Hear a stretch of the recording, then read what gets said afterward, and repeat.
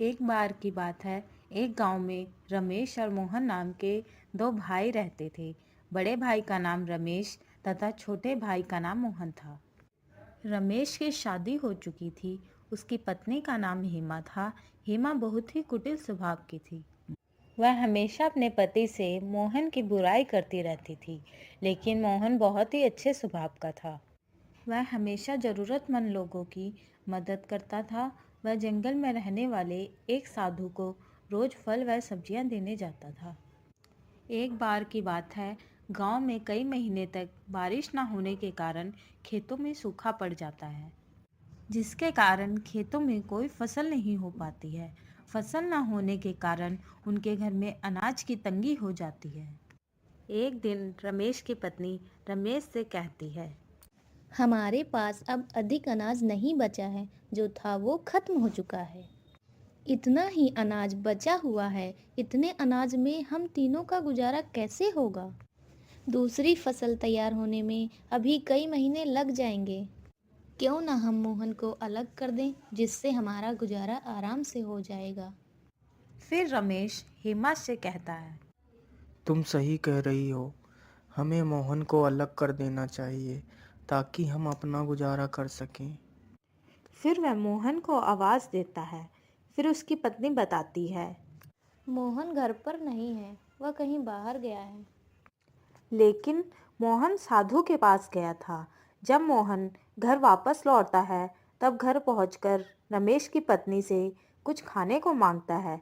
तब उसकी पत्नी कहती नहीं है, और मुझे बहुत तेज भूख भी लगी है।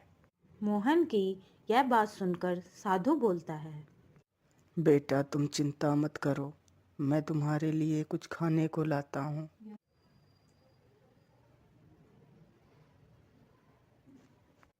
फिर साधु उसे कुछ खाने को देता है और मोहन खाना खा लेता है। फिर साधु उसे एक जादुई घड़ा देता है और कहता है, बेटा, ये घड़ा लो। तुम इस घड़े के सामने अपनी जो भी इच्छा प्रकट करोगे वह पूरी हो जाएगी। लेकिन याद रखना, अगर इस घड़े के सामने अन्य व्यक्ति ने अपनी इच्छा प्रकट की तो उसकी मृत्यु हो जाएगी। ठीक है बाबा, मैं इस बात को याद रखूंगा। फिर मोहन वहां से घड़ा लेकर अपने खेत के पास पहुंचता है और घड़े से कहता है, हे जादुई घड़े, मेरे लिए एक घर बना दो। फिर घड़े के जादू से उसका बहुत सुंदर घर तैयार हो जाता है। ये देखकर वह बहुत खुश हो जाता है। फिर वह घर के अंदर जाता है।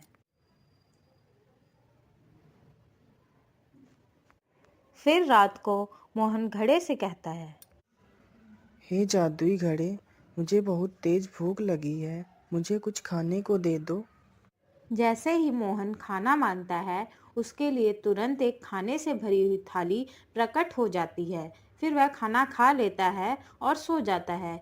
फिर एक दिन रमेश अपनी पत्नी से कहता है, पता नहीं मोहन इतने दिनों से कहाँ है, दिखाई ही नहीं देता।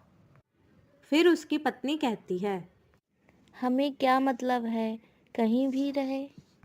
फिर एक दिन रमेश को गांव का एक व्यक्ति बताता है कि मोहन पुराने खेत में रहता है और उसने वहां एक बहुत अच्छा घर बनवा रखा है और वह बहुत अमीर हो गया है। यह सुनकर रमेश चौंक जाता है और वहां से चला जाता है। घर पहुंचकर अपनी पत्नी को सारी बात बताता है।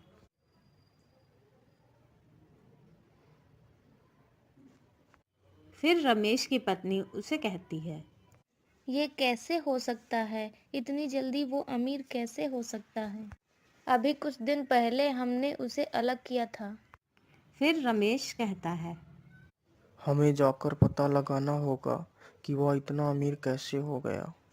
फिर वह दोनों रात को मोहन के घर में देखते हैं कि मोहन जादुई घड़े से खाने को मांगता है। फिर घड़े से खाने की थाली आ जाती है। यह देखकर रमेश सोचता है। अच्छा, तो ये इस घड़े से अमीर हुआ है। फिर मोहन खाना खाकर सो जाता है। फिर रमेश घड़े को चुरा कर ले जाता है और सुबह होते ही उस घड़े से कहता है, हे जादुई घड़े, मुझे बहुत सारा सोना दे दो। जैसे ही रमेश अपनी इच्छा घड़े के सामने प्रकट करता है, उसकी तुरंत मृत्यु हो जाती है। यह देखकर उसकी पत्नी जोर जोर से रोने लगती है और कहती है, हाय हाय, ये क्या हो गया आपको? हे भगवान, ये क्या कर दिया आपने? फिर वह दौड़कर मोहन के पास जाती है।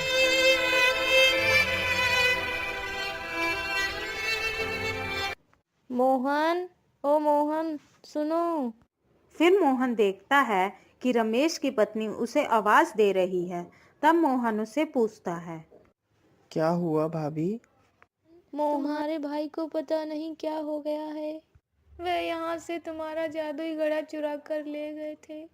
और जैसे ही उन्होंने जादुई घड़े से अपनी इच्छा प्रकट की, तभी अचानक से वह बेहोश हो गए और जमीन पर गिर गए।